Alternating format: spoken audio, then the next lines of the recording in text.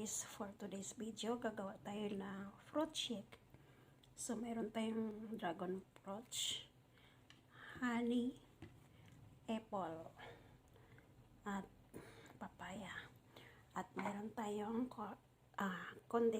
ibap milk. So, ito na po yun guys.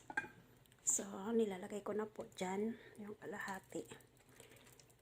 Kalahati sa papaya, kalahating apple, at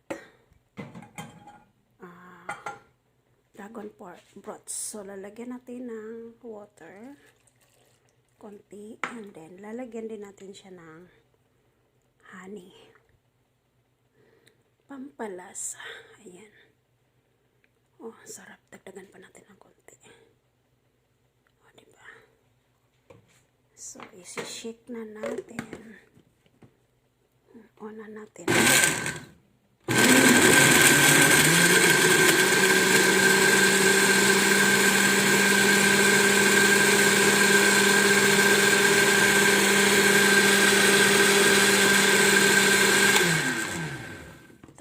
Tignan natin kung okay na ba siya. Ayan, masarap. Ayan, oh. Masarap na masarap.